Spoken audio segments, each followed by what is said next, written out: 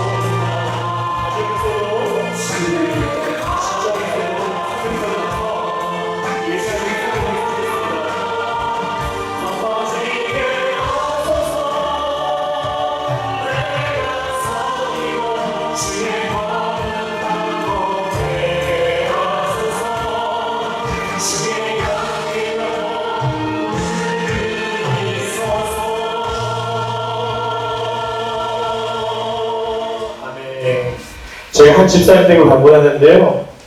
집에 키를 열자마자 저랑 같이 들어갔거든요, 빈집에. 그런데 찬양이 틀어놓고 있더라고요. 하루 종일 24시간, 잘 땐 좀 작게, 있을 땐 좀 크게. 찬양을 들으면서 항상 예배를 나갑니다. 근데 문을 열자마자 그 집안의 가운데에 성령의 기름이 항상 흐르면서 평안하게 있는 거예요. 우리가 항상 내가 밟은 그 땅이 여러분의 가정이 되고 또 직장이 되고 또 여러분의 입터전 될 때 예배함으로 찬양할 때 그 땅 가운데에 성령의 기름이 흐를 것입니다. 그런 마음으로 항상 예배하면 찬양했으면 좋겠습니다. 다시 한번 찬양할 때에 11월이 되면 세상 사람들은 또 이렇게 한 해가 지나가는구나. 좀 어떻게 좀 더 생각해보면 잘 안 되는데 이런 후회가 있지만 우리 크리스찬들은 그럼에도 불구하고도 이 역경 가운데에 함께 일하시는 하나님께 감사하는 시간 됐으면 좋겠습니다. 우리 감사의 찬양을 하나님께 올리도록 하겠습니다.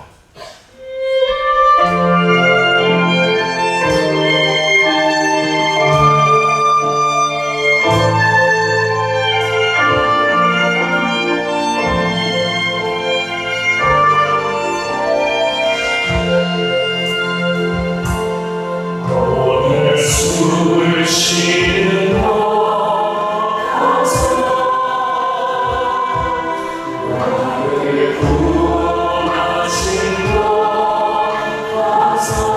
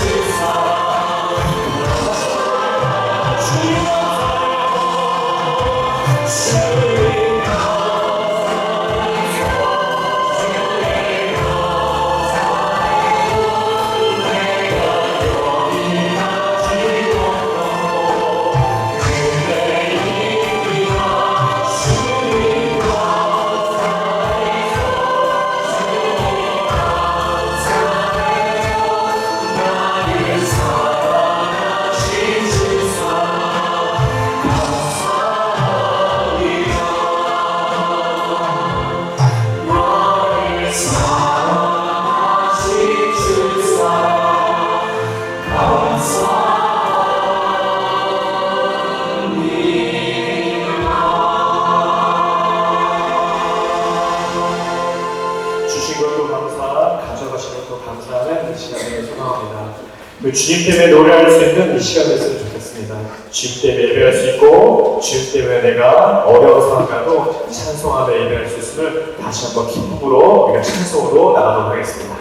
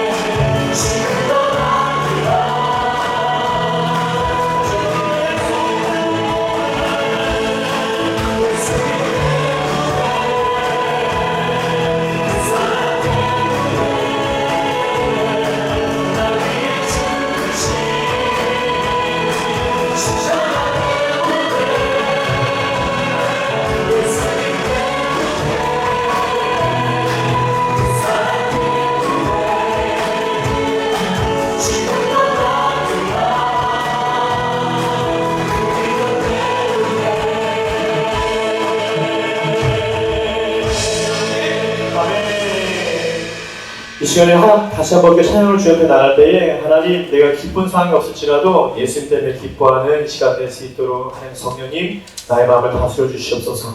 주 앞에 내 마음을 나갑니다. 주 앞에 내 마음을 쏟아놓습니다.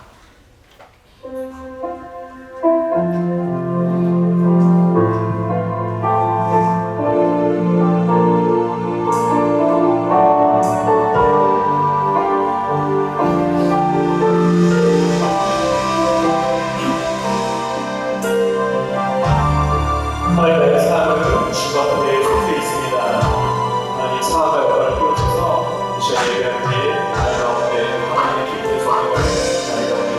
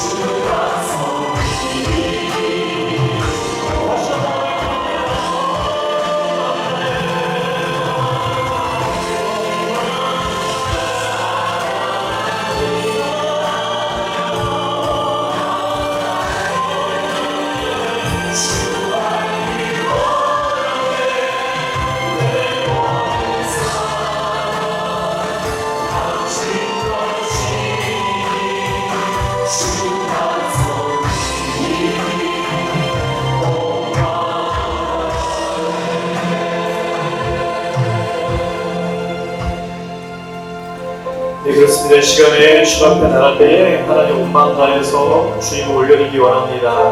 나의 상황과 또 환경이 내가 원하는 대로 마음대로 되지 아니하고 하나님 그 가운데도 감사와 기쁨을 찾을 수 있는 저를 될 수 있도록 인도해 주시옵소서. 하나님 그 내가 될 수 있도록 인도해 주시옵소서. 감사와 기쁨을 찾을 수 있는 나의 자녀가 될 수 있도록 인도해 주시고 우리 가정이 되며 우리 직장이며 우리 사업자가 될 수 있도록 인도해 주시기 원합니다. 하나님 나와 함께 동행하여 주시고 나와 함께 일하신 그 하나님의 감사와 영광을 올리며 이 시간에 예배하며 나간 모든 사람들에게 그 기쁨의 영이 나의 가운데 다시 한번 선물로 허락하달라고 기도했으면 좋겠습니다.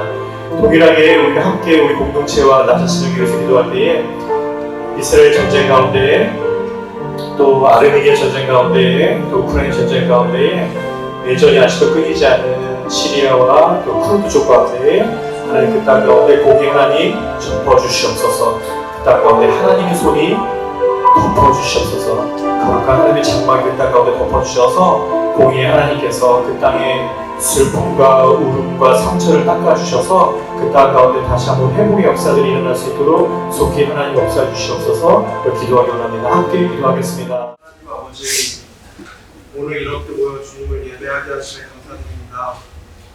주님은 전능자이시고 천지의 창조주이십니다. 예배가 합당하신 분이십니다. 우리들의 모든 형편을 다 아시는 분이시고 늘 보호해 주시는 분이십니다.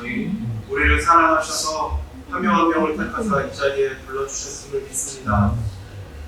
주님, 우리가 일주일 동안 각자 같은 자리에서 살아갈 때에 많은 순간 주님 없이 살아왔음을 고백합니다. 주님을 믿는다고 하면서도 세상 사람들과 전혀 다를 바 없는 것을 바라보며 살아왔습니다. 그저 반복되는 하루하루를 보내는 것이 아닌 우리의 삶 속에서 항상 함께 하시는 주님, 우리를 인도해 주시는 주님을 믿으며 살기를 원합니다. 우리가 드리는 이 예배 또한 습관적으로 드려지지 않기를 원합니다. 주님을 사랑함으로 온전히 주님께 집중하며 주님을 예배할 것입니다. 주님을 영광 받아 주십시오. 주님을 만나러 오는 이 시간을 기대함으로 기다리시게 하시고 예배 중에 드려지는 찬양에서 기도에서 또 말씀에서 우리를 회복케 하시고 각자에게 필요한 은혜를 부어주실 줄 믿습니다. 우리 교회의 각 마을을 세워주심에 감사드립니다. 서로 다른 사람들이 모인 만큼 서로 더 배려하고 섬기고 용납하게 하십시오.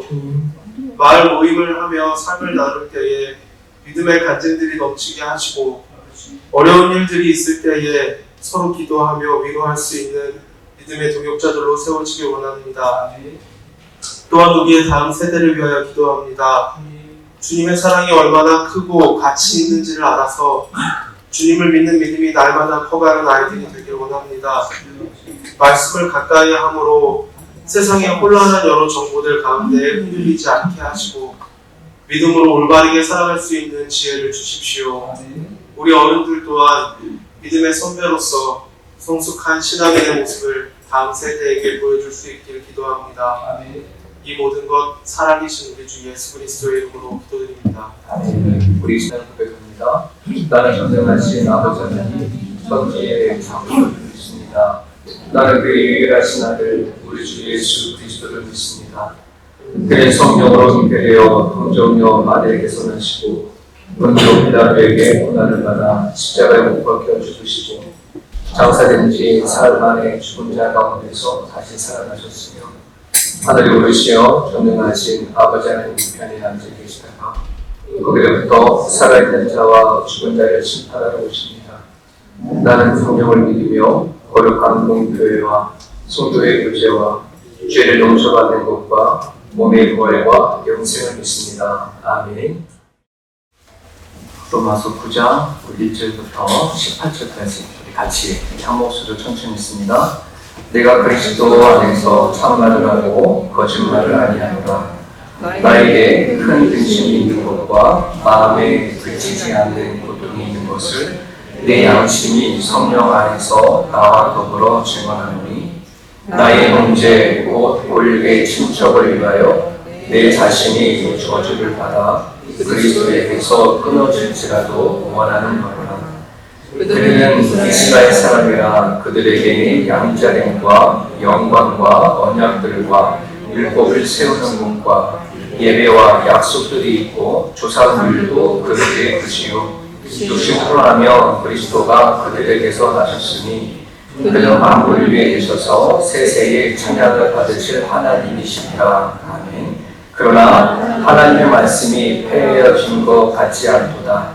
이스라엘에게서 난 그들이 다 이스라엘이 아니요 또한 아브라함의 씨가 다 그의 자녀가 아니라 오직 이삭으로부터 난 자라야 내 씨라 불리라 하셨으니 그 육신의 자녀가 하나님의 자녀가 아니요 오직 약속의 자녀가 씨로 여기심을 받느니라. 약속의 말씀은 이것이니 명령 이때에 내가 이르리니 사라에게 아들이 있으리라 하시니라. 그뿐 아니라 또한 미브가가 우리 조사 이삭 한 사람으로 말미암아 임신하였는데 그 자식들이 아직 나지도 아니하고 무슨 선이나 악을 행하지 아니할 때에 택하심을 따라 되는 하나님의 뜻이 행위로 말미암지 않고 오직 부르시는 이로 말미암아 서게 하려 하사 미브가에게 이르시되 큰 자가 어린 자를 섬기라 하셨나니 기록 때문에 내가 야곱을 사랑하고 에서는 미워하였다 하심과 같으니라. 그런즉 우리가 무슨 말을 하리요? 하나님께 우리가 있느냐? 그럴 수 없느니라. 모세에게 이르시되 내가 긍휼히 여길 자를 긍휼히 여기시고 불쌍히 여길 자를 불쌍히 여기리라 하셨으니 그런즉 원하는 자로 말미암도 아니요 다른 박질하는 자로 말미암도 아니요 오직 긍휼히 여기시는 하나님으로 말미암으리라. 성경이 바로에게 이르시되 내가 이를 위하여 너를 세웠으니 곧 너로 말미암아 내 능력을 보이고 내 이름이 온 땅에 전파되게 하려 함이라 하셨으니 그런즉 하나님께서 하시고자 하시는 자를 긍휼히 여기시고 하고자 하시는 자를 완악하게 하시니라. 아멘. 하나님께서 하고자 하시는 자를 긍휼히 여기시고 하고자 하시는 자를 완악하게 하십니다. 이 완악하게 한다는 말을 악하게 한다는 말이 아니라 내버려 두셨다는 뜻이 더 가까워요. 내버려 두시. 사람이 원래 악하잖아요. 악한 대로 내버려 두는 거예요. 하나님이 긍휼히 여길 자는 긍휼히 여기시고 그렇지 못할 자는 그냥 내버려 두시는 거예요. 여러분 오늘 이 말씀 안에 우리가 받아야 할 은혜가 얼마나 큰지 몰라요. 그 은혜를 같이 누리는 시간이 되었으면 좋겠어요.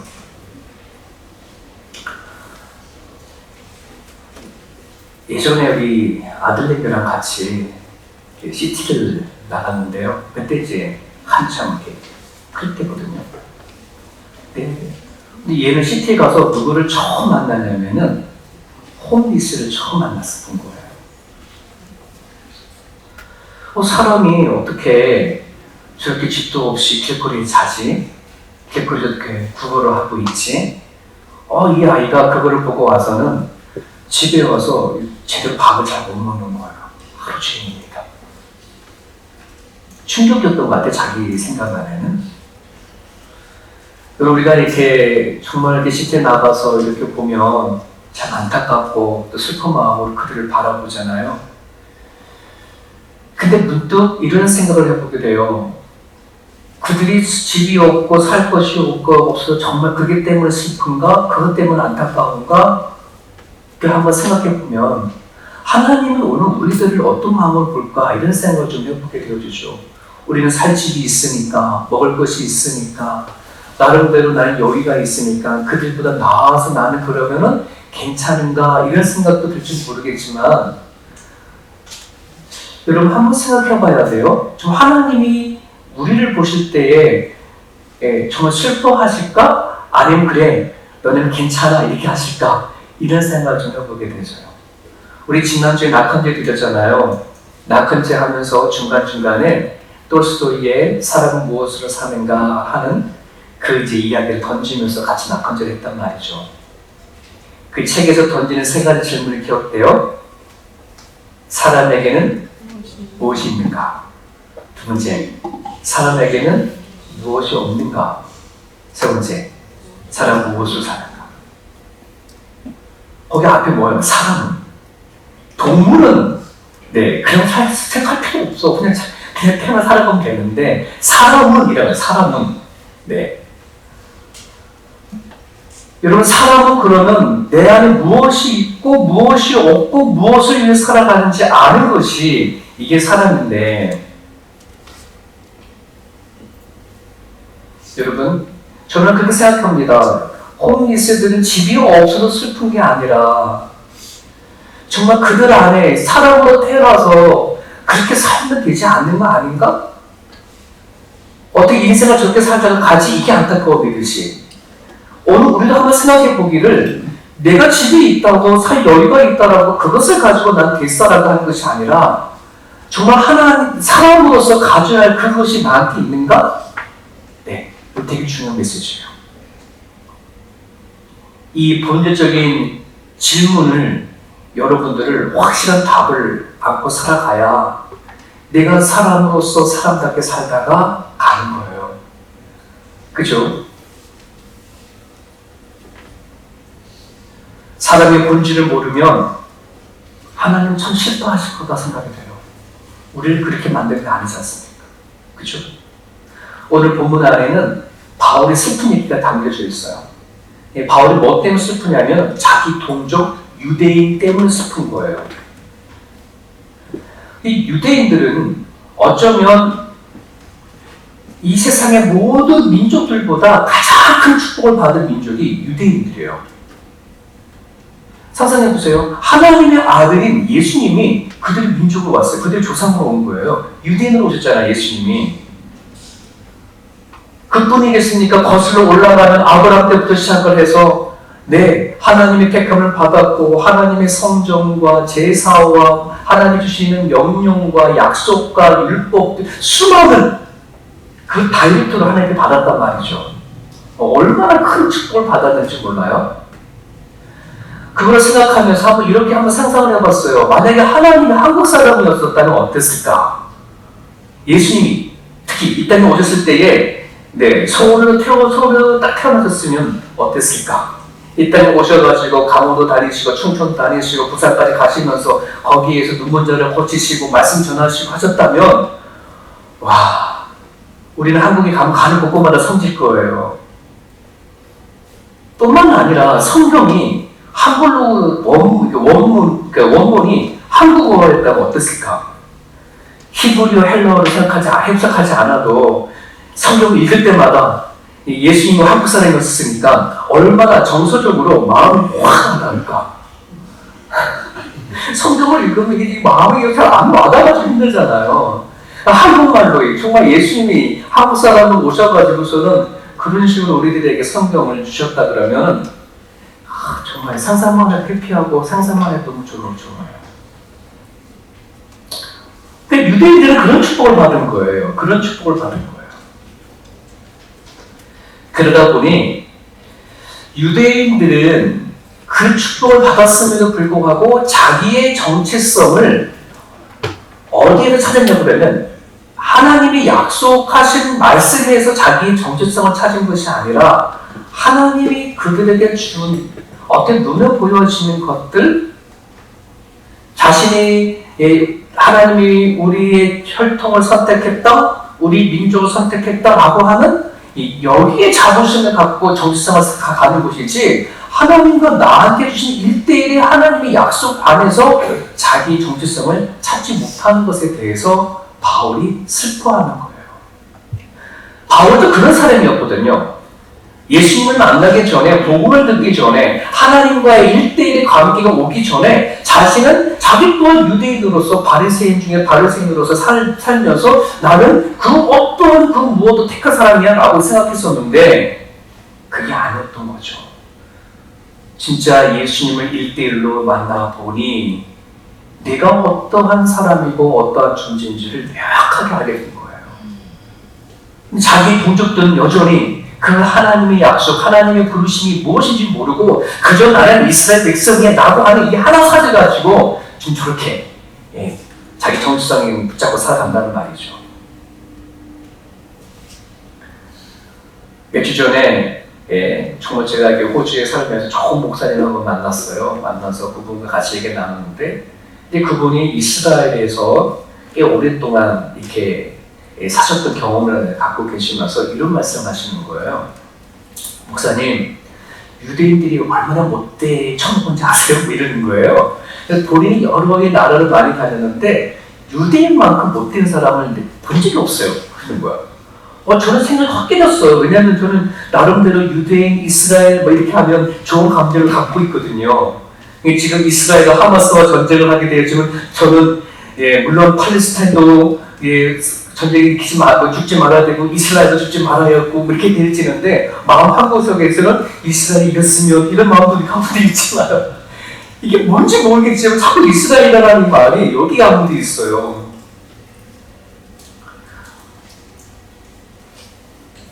근데 그분이 그러는 거예요.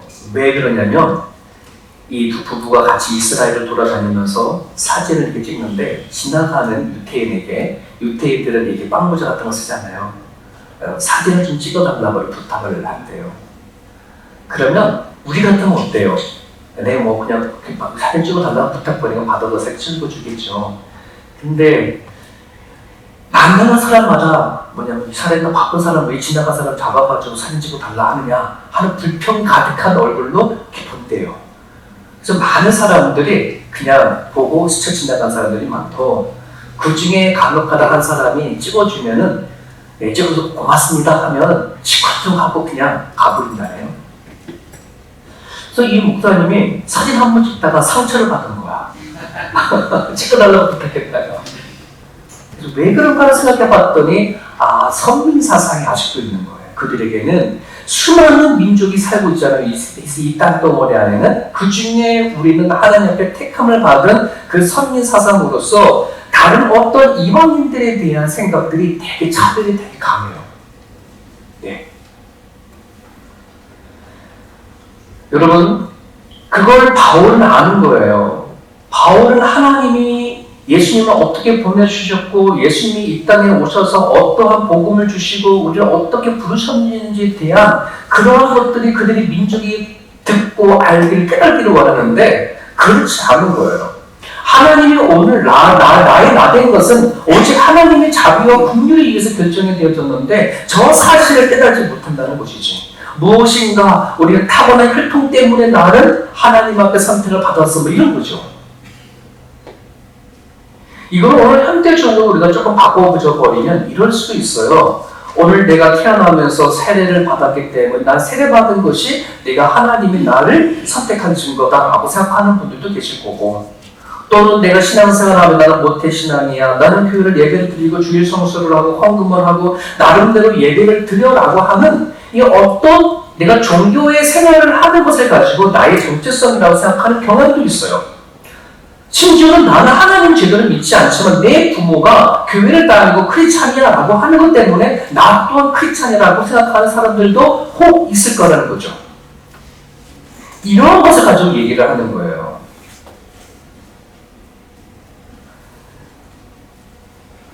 여러분, 우리가 하나님을 통해서 자비와 긍휼하심을 내가 받은지를 혹시 이 믿음이 있나요? 이 믿음은 뭐냐 그러면 내가 구원받고 하나님의 택함 받는 데 있어서 하나라도 나의 그 어떤 노력도 애씀도 그 어떤 성품도 작용하지 않았다는 거예요. 결정적으로 하나님이 절대적인 주권을 가지고 나를 뭐 했다는 거예요? 택했다는 거예요. 이 얘기를 지금 바울은 해주고 싶은 거거든요. 여러분, 아브라함의 자식이 누가 있어요? 아브라함이 자기의 혈통을 가지고 단 자식이 누가 있어요? 이스마엘과 이삭이 있죠. 근데 이스마엘도 자기의 씨란 말이죠. 그런데 하나님은 이스마엘이 씨라 하지 않고 누구를? 이삭을 너 씨라고 얘기한단 말이에요. 이거 왜? 똑같이 자기 몸에서 났는데 이삭은 약속이 있는 자식이기 때문에 그래요. 하나님 약속하신 자식이기 때문에 그래요. 그럼 또 다른 하나의 비유를 얘기하죠. 이삭이가 누가 결혼했어요? 리브가랑 결혼해서 쌍둥이를 가졌어요. 이미 그 뱃속에 리브가 뱃속에 쌍둥이가 있어요. 에서가 하고. 자, 그런데 이 아이가 태어나서 얘네들이 살아가면서 무언가 하나님을 위해서 뭔가 했거나 뭔가 하지 않았거나 라고 하는 어떤 삶을 통해서 결정한 것이 아니라는 말이에요. 이미 그 뱃속에서부터 뭐예요? 하나님은 이미 선택한 거예요. 큰 자가 작은 자를 섬길 거다. 나는 야곱을 사랑하고 에서를 미워했다. 이런 말을 하는 거예요. 그럼 우리는 우리 인간된 입장에서 생각해 보세요. 대부분 튀어나오는 말이 뭐예요? 불합리합니다. 불공평합니다. 어떻게 그럴 수 있습니까? 나이 태어나봐서 그가 잘 살아냐 못 살아냐를 가지고 평가해야지. 어떻게 태어나지도 않았는데도 그렇게 하나님 마음대로 멋대로 할 수 있어요? 나쁘게 할 수 있어요. 성경은 얘기합니다. 하나님 멋대로 할 수 있다. 이게 뭐예요? 절대 주권이에요. 하나님이 이 세상을 창조하고 창조하지 않든 누구 권한이에요? 하나님의 권한이에요. 사람을 짓든 사람을 짓지 아니하든 하나님이 하시는 권한이에요. 누구 왜? 하나님 창조자이시니까. 그것에 대해서 우리 인간은, 피조물인 우리 인간은 결코 하나님 향해서 말할 수 없음을 얘기하고 있어요. 완전 우리 인간이 사람이 어떤 존재인지를 낱낱이 얘기를 하는 거예요. 솔직히 말하면.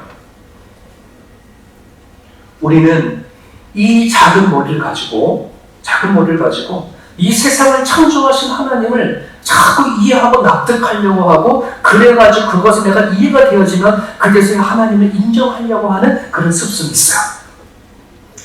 여러분 유튜브에 들어가면요, 거기에서 우주의 크기라고 하는 문자가 쳐서 한번 들어가 보세요. 아마 보신 분들 계실 거예요. 이 우주가 얼마나 큰지 아마 그것을 실감하실 정도 영상이 나오는데요. 그 우주 속의 지구가 얼마나일까요? 우리 여기 공간에 먼지가 있어요, 없어요?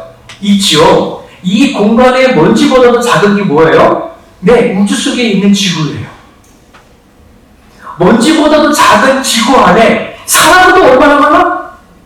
수십억이 있네? 그 수십억 사람 중에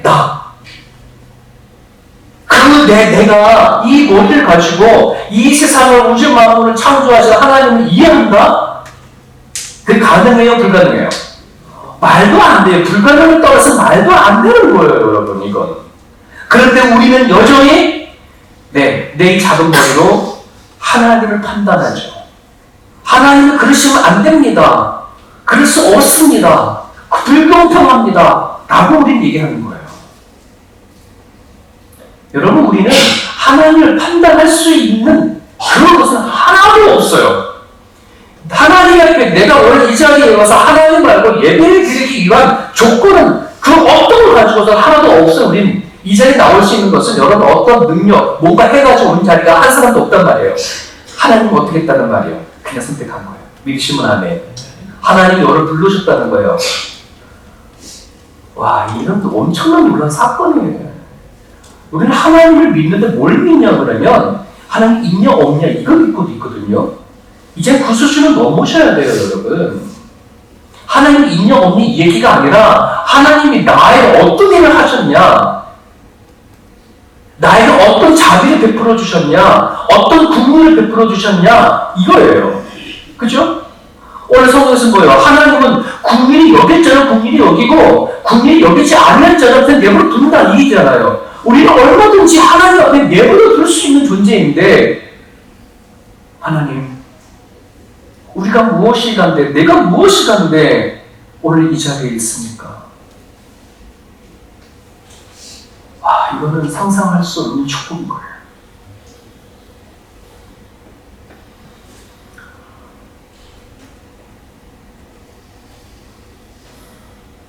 하나님이 오롯이 여러분들을 작정하셨다는 것,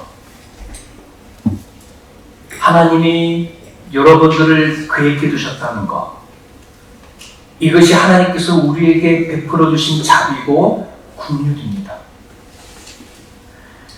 근데 오늘 여쭤볼게요.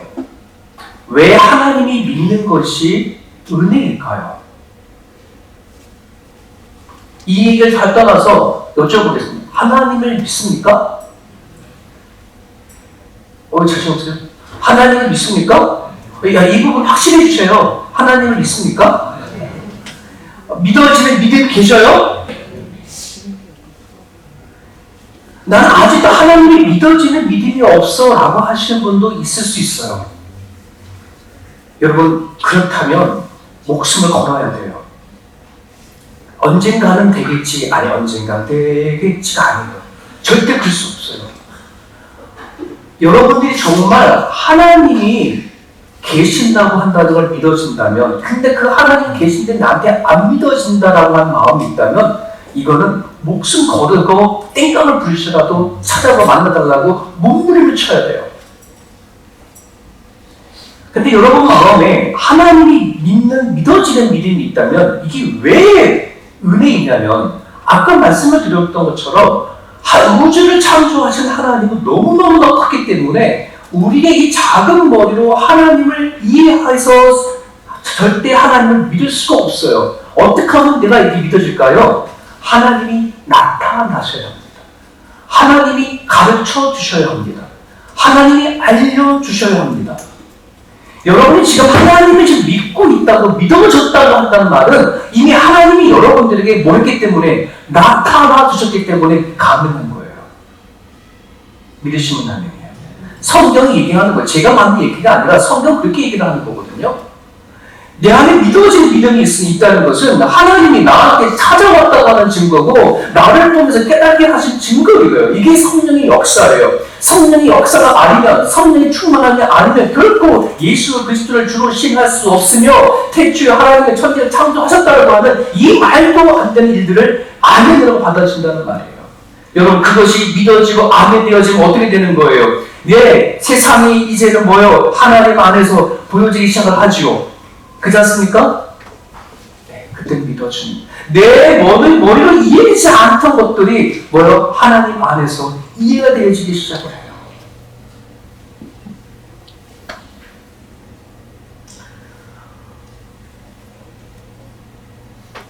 저는 이것 때문에 얼마나 많은 고민이 있는지 몰라요. 젊었을 때에 문분을 쳤던 부분들이에요. 만약에 제가 삶이 편안하고 행복했다고 하면 아마 이런 생각을 하지 않았었거든요.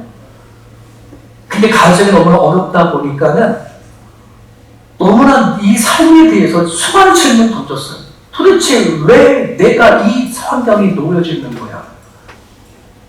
내가 택한 것이 하나도 없는데 왜 나한테 답이 주어진 거야? 그런 본질적인 질문을 던졌는데도 답을 찾지 못하니까 하나님을 믿으면서도 알고 있으면서도 불구하고 너무너무 답답한 거예요.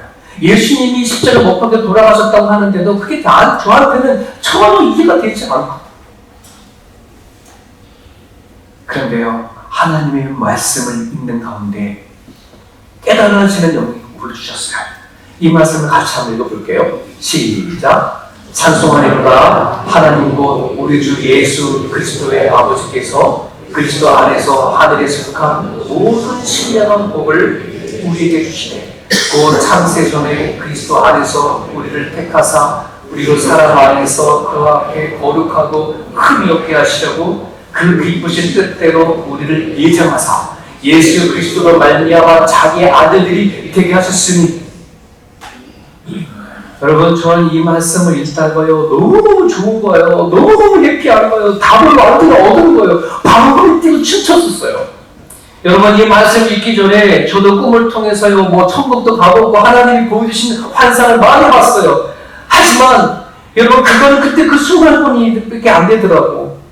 이 말씀이 저한테 들어와서 깨닫게 되어지니 그런 수많은 질문들에 대해서 답이 되어지는 거예요.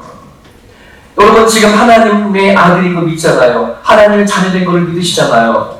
그죠? 근데 내가 하나님의 자녀된 걸 믿어. 근데 그 앞에 어떤 일이 일어났다고요? 창세 전부터 이 세상이 만들어지기 전에 하나님은 뭐 했다? 계획해 주셨다. 디자인하고 계셨어. 누구를? 나를.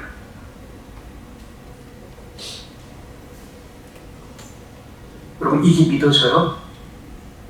우리 머리로만 믿는 게 아니라 진짜 이것이 하나님께서 이 세상을 창조하시기 전에 여러분 부를 자들을 하나님께서 계획하시고 생각하고 계셔서 오늘 이 자리에 여러분 때 태어나게 하셨고 믿게 하셨고 이 자리에 있게 하셨다고 한다는 것을 성경상에는 얘기하고 있는 거예요. 엄청난 복인 거예요, 여러분.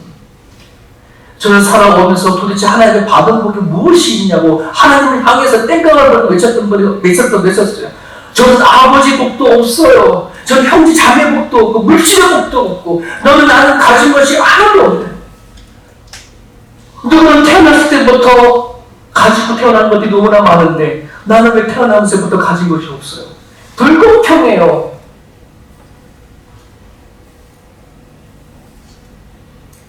하나님을 믿는 믿음이 얼마나 큰 복이 나는 것을 깨닫고 나서 하나님의 작전과 예정 속에 들어가 있는 것을 볼 때요, 이제는 설계가 다르게 되어지더라고요. 지금까지는 제가 내 나름대로 계획하고 설계했던 거 다 지워버리고 이제는 어디 안에서 세워지는 거예요? 하나님 안에서. 제 인생을 다시 보기 시작을 했어요. 다시 세워가는 거예요. 삶과 죽음, 사는 이유, 왜 태어났는지, 나를 통해서 무엇을 하기 원하시는지에 대한 그 설계를 다시 해나가는 거예요. 우리 지난 목요일날 청년들에게 공부하는 학생이라면 공부와 하나님의 관계가 어떤 관계냐, 직장을 다니시는 분들은 직장을 다니는 것과 하나님과의 관계 안에서 어떠한 관계가 있느냐 같이 토론을 해봤어요. 여러분도 마찬가지예요. 여러분들이 살아가는 삶의 현장 속에서 남편으로, 아내로서, 자녀로 살아가는 그 삶이 도대체 내가 살아가는 삶 속에서 하나님의 관계는 어떤 관계냐라고 하는 이 본질적인 질문에 여러분들은 스스로 답을 하나님 안에서 찾아갈 수 있어야 돼요. 하나님은 반드시 그거를 알려주시는 분이에요. 살아계시기 때문에, 우리들의 기도를 들으시기 때문에, 우리를 택하셨기 때문에 하나님께서 앞으로 어떻게 이끌어 나가시겠다고 하시는 하나님의 설계가 반드시 있기 때문에 하나님은 알려주세요. 내가 구하고 찾고 두드리지 않아서 모르는 뿐이지 하나님은 오픈하고 열고 계셔요. 내가 너를 보내고 내가 너를 지었고 내가 이제 너를 이 자리에 있게 했으니 나한테 다가와라, 말을 해라, 물어봐라 라고 하나님은 그렇게 얘기하셔요. 여러분, 지난주에 낙헌절 때에 은혜를 아는다면 무엇을 한다고 했어요? 은혜를 아는 사람이 뭐 할 수 있다? 회개할 수 있다. 은혜를 아는 자는 회개할 수 있어요. 왜? 은혜가 뭔데? 아무것도 받을 자격이 없는 내가 거저 받은 거니. 여러분들이 좋은 남편, 좋은 아내, 좋은 어떤 일이 일어날 때마다 뭐 하라는 거예요? 은혜를 아는 사람은 그 일을 일 때마다 회개를 하게 돼. 왜? 나는 아무것도 한 것이 없는데 하나님 주셨으니. 믿으십니까? 네, 여러분, 나는 살만하다. 나한테 좋은 남편이 있어, 좋은 아내가 있어, 좋은 자식이 있어, 여기까지 오는데 아무 문제가 없었어 라고 하시는 분들이 있으면 회개하십시오. 회개하십시오. 회개해야 돼. 내가 한 게 하나도 없는데 하나님 거둬준 건데. 은혜를 아는 사람은 회개합니다. 오늘 2탄입니다. 은혜를 아는 사람은 나를 부르신 하나님께 뭐예요? 책임을 질 줄 아는 자예요.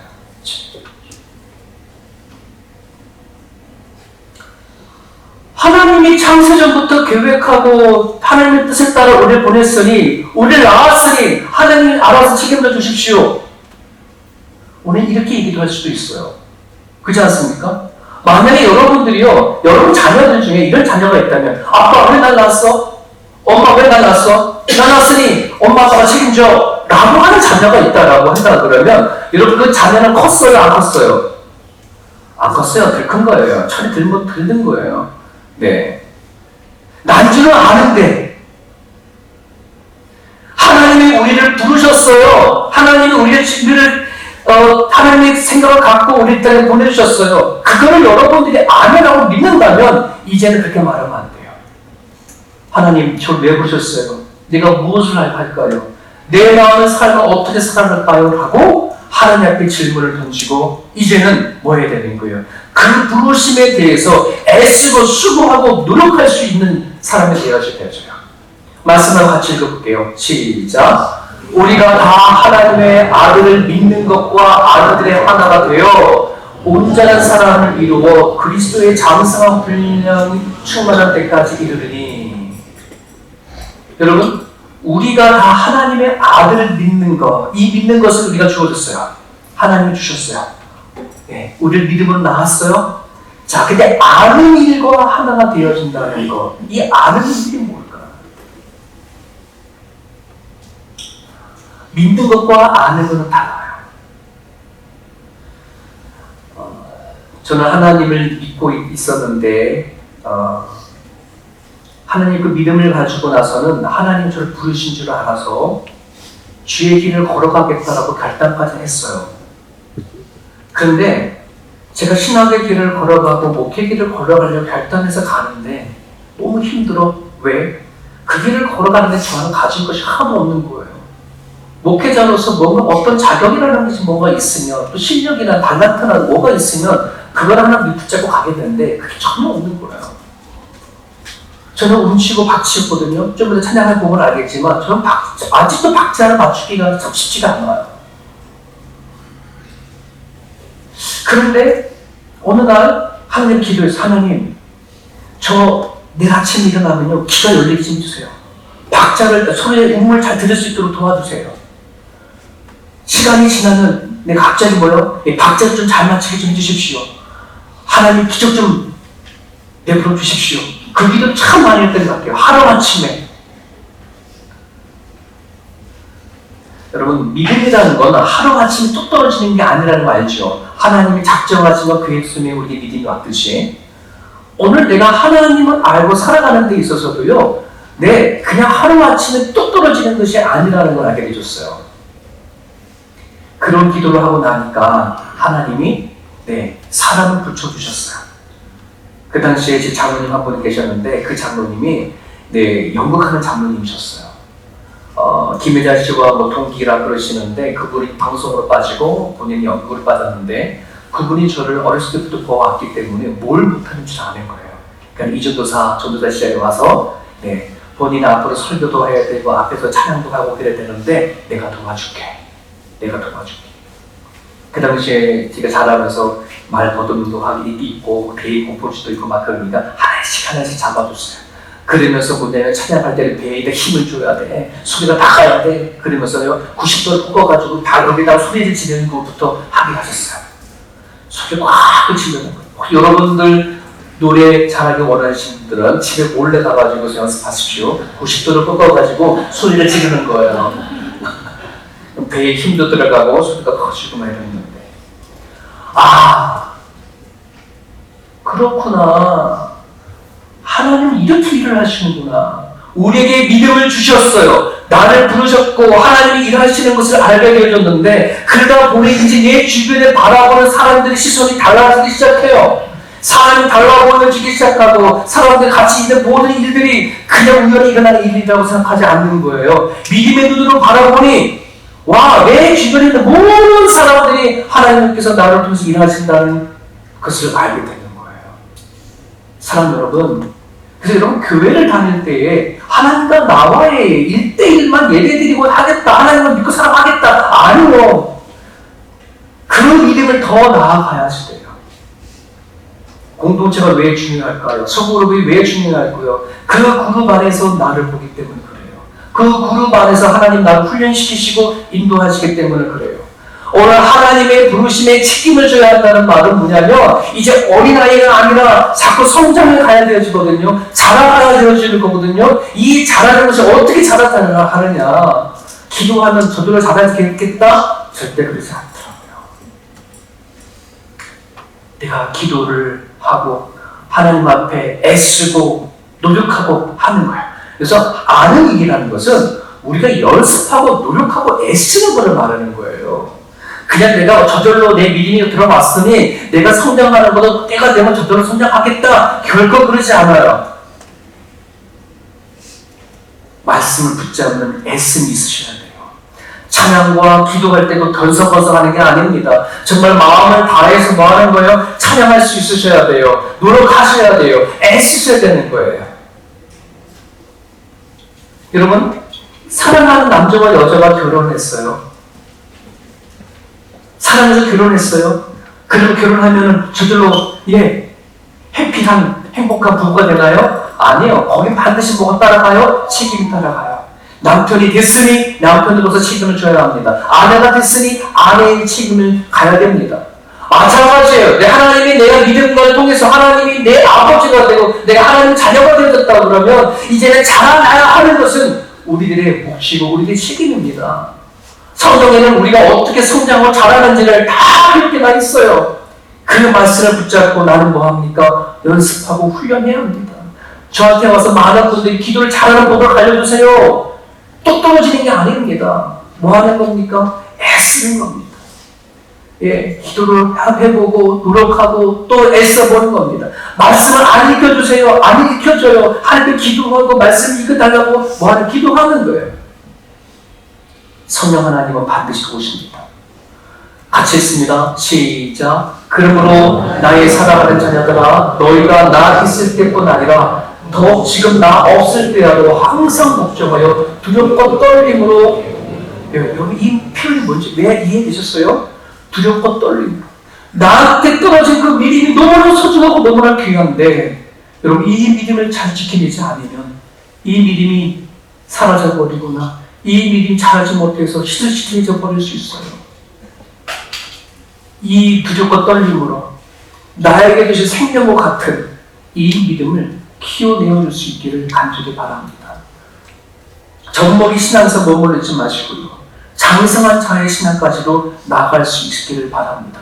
하나님이 나를 부르셨다라고 하는 확신이 있는 사람들, 그 부르심에 대한 책임은 오늘 내가 하나님 말씀 붙잡고 살아내야 됩니다. 같이 기도합니다. 오늘 주신 말씀 붙잡고 우리 시간 기도할 때에 하나님 막연하게 신앙생활 하지 않기를 원합니다. 언젠가는 되겠지가 아니라 하나님 앞에 더 이제 간절히 기도할 수 있는 기도의 시간을 늘려갈 수 있었으면 좋겠습니다. 하나님의 말씀을 이제 들을 수 있는 길을 열어달라고 여러분 기도하시고, 수많은 책을 보고 수많은 시간을 갖지만 뇌의 생명적 항상 이게 한 장 읽기는 왜 이렇게 어려운지 이 영적 싸움이라는 것을 여러 번 깨달으시고요. 노력하겠습니다. 나를 부르신 것은 내가 알아오니 내가 이제는 성장하겠습니다. 그런 마음을 가지고 이 시간 기도했으면 좋겠습니다. 같이 한번 기도합니다.